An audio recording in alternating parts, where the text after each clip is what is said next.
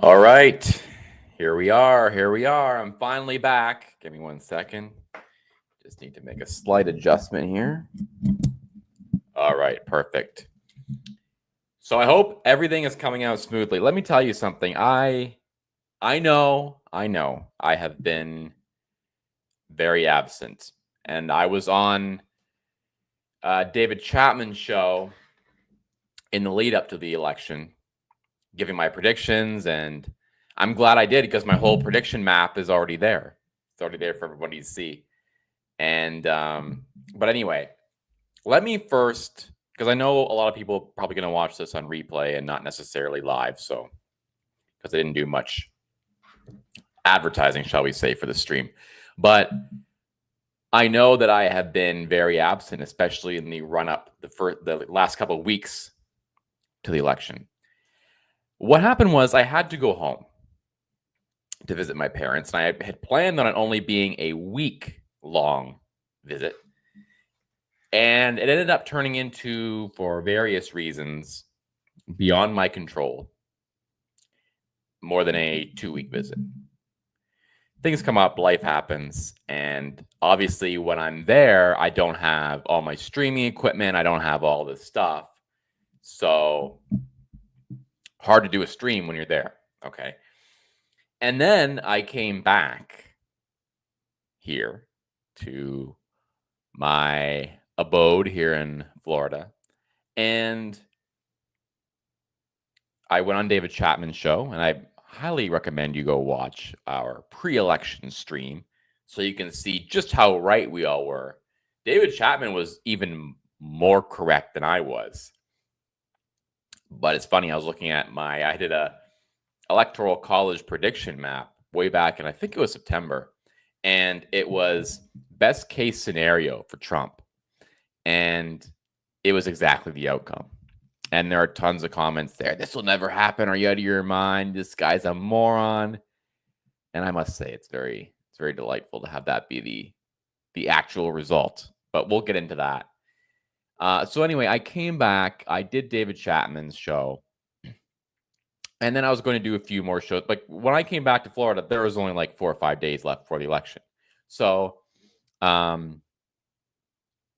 did David Chapman. And then I anticipated that I was going to do a few shows leading up to the election. And I'll tell you what happened. I was very immersed in all the polling and everything else. And it got to the point where I was just on X looking at polling like all day long, or almost all day long. And the numbers were going every which way. And look, I wasn't nervous about it or anything like that. But it got to the point where I thought, this is not good for my mental health, okay? I need to take a break from this. So what I did was I took the weekend before the election, and I just became a normie. Like I was power washing, pressure washing the patio around the pool, and doing all sorts of stuff that I guess normal dudes do who aren't like addicted to politics and streaming and whatever else. So I did that. Okay, I did that for the weekend, and then on Monday I did David Chapman's election eve stream, and then the election happened. Okay, so that's where I was, or that's why I wasn't here. And I do apologize because the point of the channel ramping up like it did starting in the summertime till around now is because I wanted to be there every day, looking at the polling, looking at how things were going. But due to unforeseen circumstances, the election crept up on us. But it was a very good outcome. Now, let me also tell you that I guess this was on maybe last Friday or third, I can't remember. I did a reaction stream. And for whatever reason, the stream was lagging, the mic was horrible, and I'm looking at my indicators right now, and I'm starting to wonder if the same thing is happening now. I hope it's not happening now, but if it is, I'm just going to have to end up deleting this again, and I'm going to have to find out what the problem is. But I don't know what was going on, but the mic was not clear. I mean, people started commenting. This was late in the stream. So anyway, so I was mad at that. I thought finally I'd do a stream and I tell everyone what I think. And then the stream didn't even come through very clearly. So anyways, I want to do, and if it doesn't work live, I'm just going to record it and it won't go live and I'll just post it. Because I guess recording it doesn't give the same problems as streaming it. But I'm going to try and make this somewhat short because I think there's a lot of politics to talk about. Why Trump won. We'll get into the demographics and the exit polls and everything else. But I just want to say for this video, for this stream, because there'll be plenty of time for us to do analysis. And I'm sure I'll go on David Chapman or he'll come on my show and we'll talk about it. But I just want to say, from a human standpoint, the feat that President Donald Trump achieved with this landslide victory, it cannot be understated. And I told David Chapman when I was on his show, I said to him, look, this is like a movie, okay? We are living in Trump's movie right now. And the movie began with Trump running when no one thought he would against all odds, and he shocked the world. He really did. He shocked the world with his victory. And he shocked the world and he became president. People said he couldn't succeed. People said he wouldn't last 2 weeks in the race. He became president against all odds. And then they tried to impeach him. They tried to stop him. They tried to impede him, investigations, everything else, the press, full on against him. And then in the middle of the movie, they seemed to have defeated him. Just like in every movie, that's what happens. It seems like the protagonist has been defeated. It seems like he's down and out. And I can tell you, I remember thinking this in 2020. I remember thinking to myself, you know, it may be a good thing that he did not win this election. Now, I know people say they don't know what happened to that election. But I kept thinking, you know, it might be a good thing that he didn't. I had an inkling that inflation would continue to grow higher. The inauguration would have sucked. There would have been no one there to watch. It was during COVID. I felt as though COVID was going to linger for much longer and the effects of it were going to linger, i.e. inflation and other things. So I just knew, I had a feeling after 2020, maybe it's a good thing that he didn't pull this off again. And I kept thinking of Silvio Berlusconi, who had a similar story, businessman, outsider, who was in power and then out of power and came back to power. And I remember, you know, I was in a group chat with some very liberal friends of mine, and I remember sending it to them and saying a clip of the Silvio Berlusconi documentary, sending it to them, just, you know, wink, wink, nod, nod. I think Trump's going to be coming back. So they think they've defeated him. And then he launches his second run, an attempt to come back.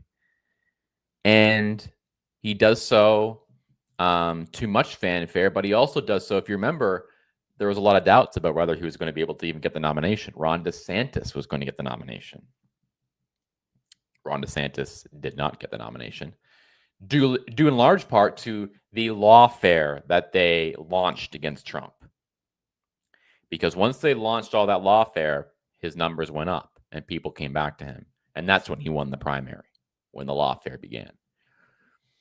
So it looks like he's coming back. It looks like he has a chance. And they're throwing everything they can at him. And then July 13th happens in Butler. And that is, in my opinion, that's when everything changed. In my opinion, that is when Trump locked this up. And the movie could really only end in one way. And that's Trump coming back and winning decisively. And that's what happened. And I must tell you, other elections I've watched, including 2020 and 2016, I was very nervous, not sure what was going to happen, kind of pacing around the living room as I'm watching, checking the numbers. But Last Tuesday, I felt very calm, and I can't explain it. Uh, Prayed for the nation, prayed for a good result, and I can't explain it. I watched it, and I wasn't very anxious at all. I was, of course, hoping he would win. I knew the stakes. I knew that if Trump didn't win, he'd probably be going to prison, and the nation would be in a bad, bad place. But I was confident, I guess, that he was going to win. I wasn't very nervous about it. And when he did win, I was delighted, but not shocked, because there were so many signs that this is where it was going. And the only people who weren't talking about those signs, or at least wouldn't admit to the signs, were those in the mainstream media, academia, Hollywood. And I really do believe that this victory, as much as it is a political victory, I mean, the Democrat Party is in complete shambles, but as much as it is a political victory, it is more so a social and a cultural victory. And I'll get into more about that in subsequent streams and episodes and shows and discussions. But I really do think it's a cultural victory in that Trump has really made mainstream media, Hollywood, all these people who think they're very, very important and think everyone wants to know what they have to say. Trump has really just proved how irrelevant they are and how nobody really cares what Taylor Swift says or what Bruce Springsteen says. Nobody really cares what Hollywood has to say or what Dana Bash has to say on CNN. You know, they talked about that Puerto Rico joke for 4 or 5 straight days. That's all they talked about. Puerto Rico now has a Republican governor. Puerto Ricans voted for Trump.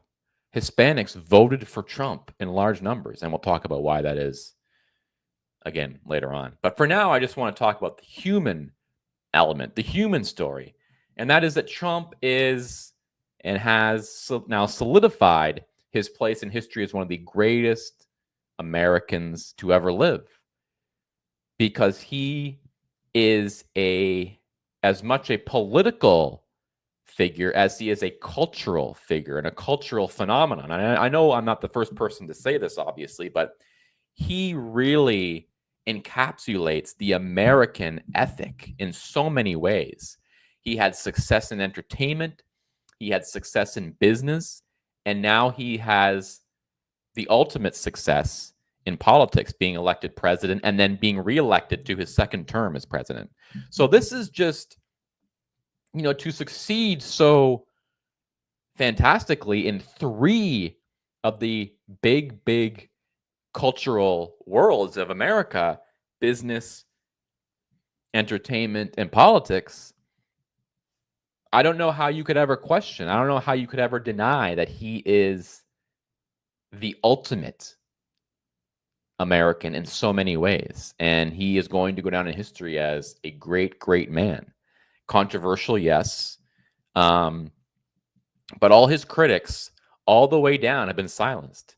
You know, he has critics all the way from the very, very top echelon of society in corporate America and in Washington, D.C., and in the power structure and the elite, all the way down to like your relative who's posting on Facebook that Trump is a fascist and Trump is a moron and he's dangerous or whatever. From the point of the elites all the way down to that person, he's silenced them all. Well, I shouldn't say he silenced them. They're going to continue to crow on.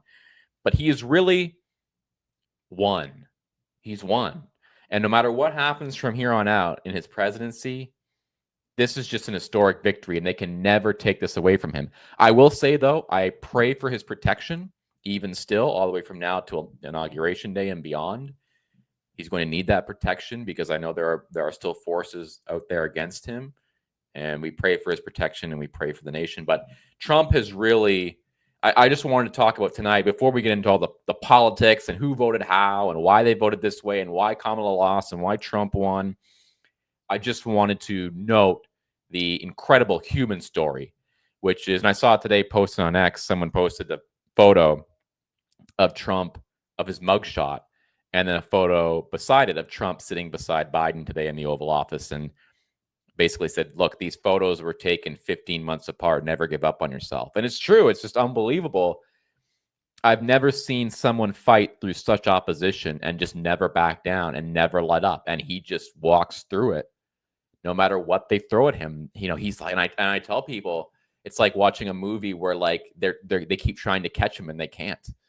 You know, they have him in the jail cell and they go and then he's like vanished and they don't know how he got out. It's just he finds a way. Now, of course, we still have the sentencing and we still have his other legal troubles. But I saw a headline the other day that says Trump's legal battles have essentially just melted away, which is an incredible thing because he has had everybody after him, DOJ, certain states, everybody converging, trying to take him out.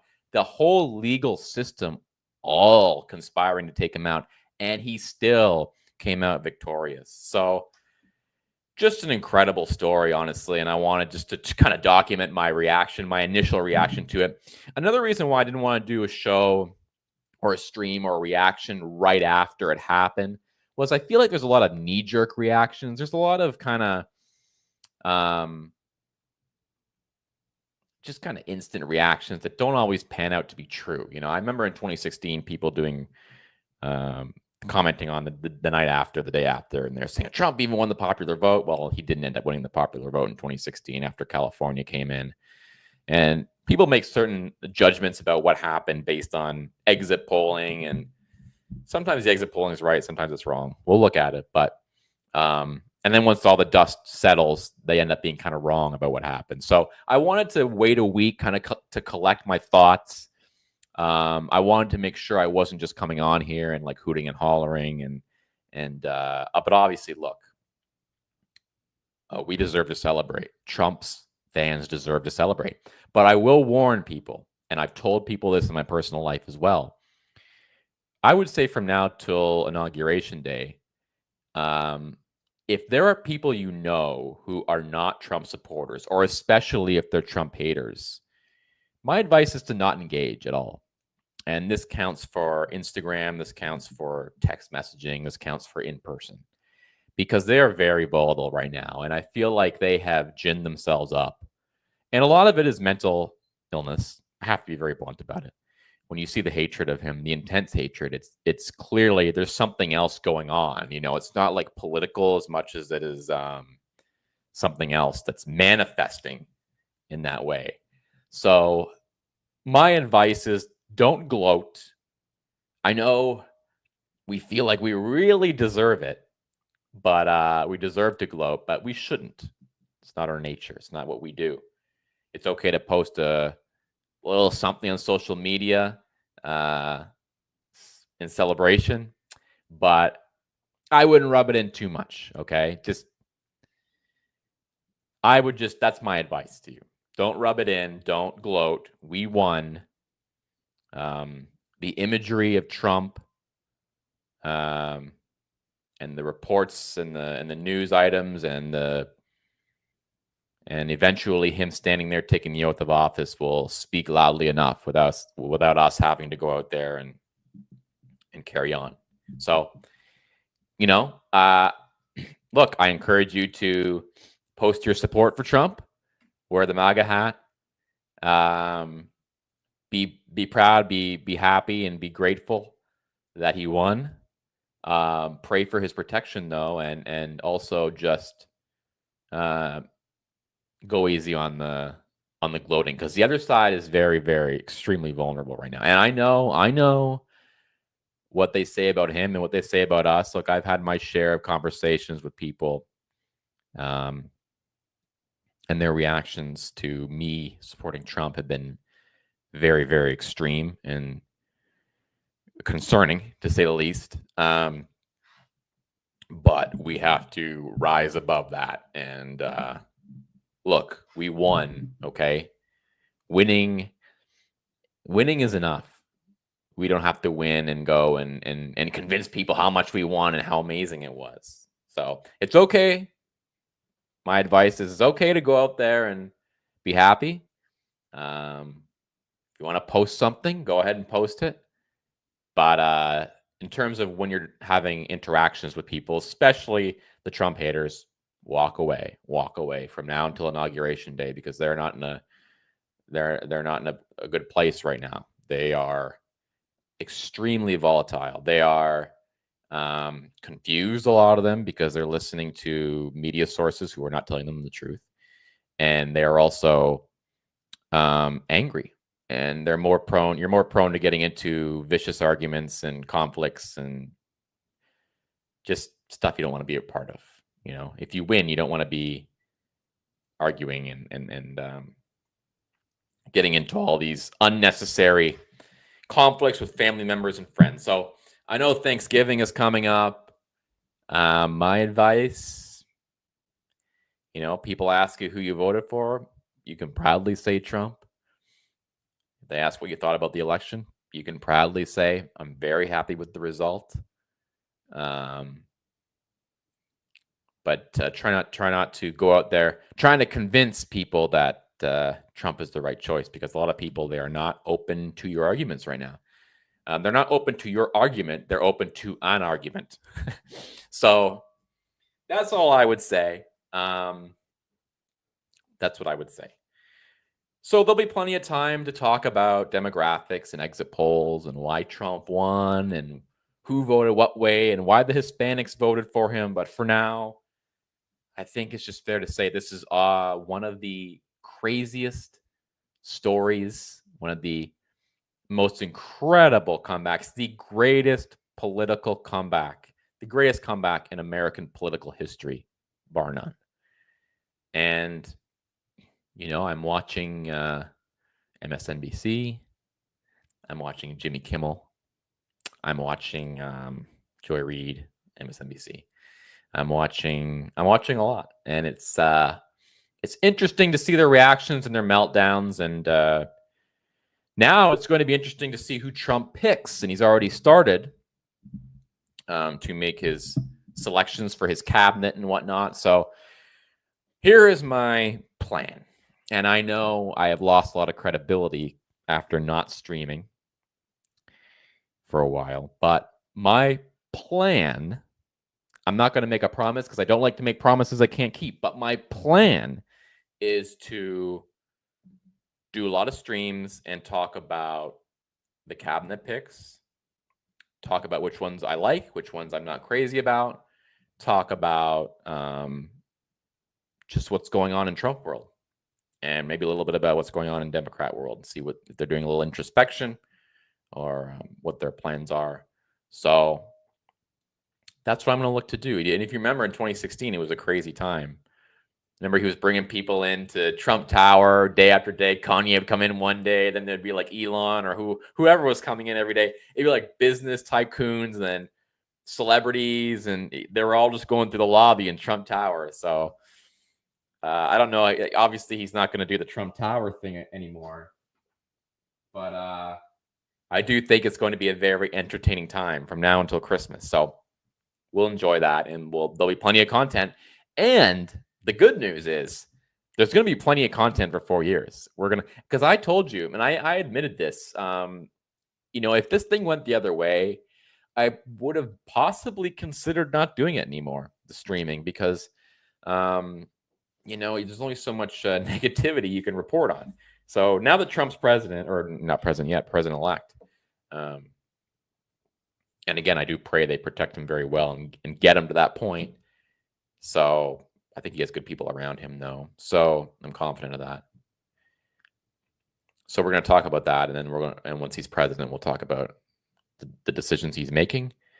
We'll talk about the course he's embarking on, and it'll be nice to see the country hopefully come back and start growing and start prospering and be strong again and end some wars. I think one of the best things and most hopeful things we can look forward to is that there will be more peace in the world. I think Trump was and is. Trump was the peace candidate, the anti-war candidate, and he'll be the peace president and the anti-war president, hopefully. But obviously, America will be strong and ready and willing to use force if necessary.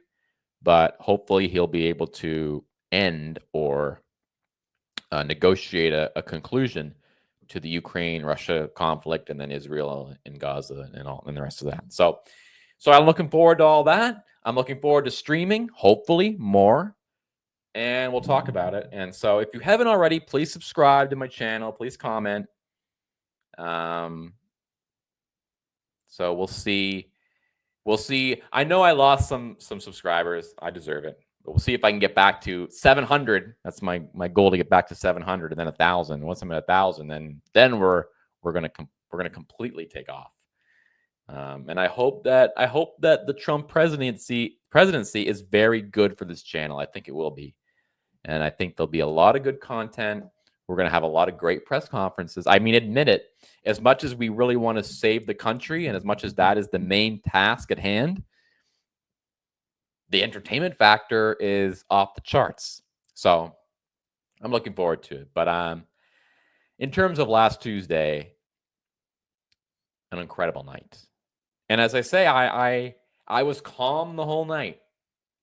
I decided, there was a watch party I was going to go to. And I thought, we're not going to know what's happened until well past midnight, 1 a.m., 2 a.m. Why do I want to do this anymore? I thought, well, if he wins, I can be like crowd surfing and everyone's like pouring champagne everywhere. But look, I'm getting old now. I just want to stay home. I want to stay home and watch in the comfort of my own home. So there was something nice about that, too. There was something nice about it. I remember in 2016 when Trump won, a friend of mine called me. Because I told him way back, I said, Trump's going to win this election. He's like, no way. And he was a conservative guy, too. He calls me. He goes, I can't believe it, man. I can't believe it, bro. He won, and you said he would. He said, where are you right now? And I said, I'm at home. I'm watching on TV. He's like, are you kidding? You're sober right now? I'm like, yeah. I mean, I'm always sober, so it's not really a big deal for me to be sober. But I watched 2016. I was at my parents' house back then, and I can remember like hugging my mom, and we're all going crazy, 3 of us going crazy. And this time I was on the phone with my mom, she was saying, well, Fox has called it. And I said, well, CNN hasn't called it. I was watching CNN because it's the only channel I could get in my apartment. So, but I'm in my apartment kind of celebrating. And then the night after here, just to show you how pro-Trump South Florida is, I'm looking outside my apartment and there's fireworks going off the night after. So, and we'll talk about that too, Miami-Dade, and why it went red. But for now, congratulations to one of the greatest Americans to ever live, Donald J. Trump, President Donald J. Trump, 2-term President Donald J. Trump. And to all the people who doubted him, to all the people who tried to tear him down, a big thank you to Letitia James and Alvin Bragg, because I truly don't believe he would have won the nomination without it. I think the lawfare won him the nomination, and I think July 13th won him the presidency. And that's not to discount all the great campaigning he did and his message, which is a good message and a popular message, by the way. We don't have to listen to, oh, well, he didn't win the popular vote. No, he did. The majority of America utterly rejected the Hollywood media narrative, soundly rejected it in favor of a brash outsider businessman. And I want to talk about that, not now, but I will allude to it. I think, too, Trump thrives and Trump has his best chance of winning when he's an outsider. He was an outsider in 2016, but in 2020, he wasn't. He was the biggest insider you could possibly be. He was the biggest insider. He was the president of the United States, and America was in a pandemic and things weren't going well. So he couldn't harness that rebel, renegade, outsider energy, but he got it back now. He got it back. And that's in large part thanks to not just running against a Democrat incumbent, or at least an incumbent vice president, but an incumbent ticket, but also running against the lawfare and running against the system, the power structure once again. So that's all I have to say for now. We will do, as I say, a subsequent stream where we'll dig into the numbers and we'll find out what really happened, and we'll look at certain crazy number, like out of New York and Chicago, big blue areas where Trump did very, very well. So we'll get into all that. We have time to get into all that. But for now, congratulations, President Trump. Congratulations to MAGA, all you patriots out there. We deserve it, don't we? We deserve it. Okay.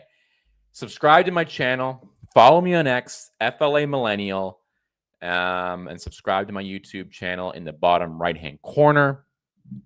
It's going to be a wild ride. It's been a wild ride for almost a decade now. And we've got 4 more years to enjoy it. And enjoy it we shall. Okay. I will see you soon. Thank you to everybody who subscribed. Thank you to everybody who watches. Once again, I apologize for not streaming for so long. But we're going to get back in the game because the game just got really, really interesting. And Donald J. Trump is once again going to rock the world. But he's also going to bring back prosperity and peace to America and to the world. Thank you, and I will see you all very soon. God bless.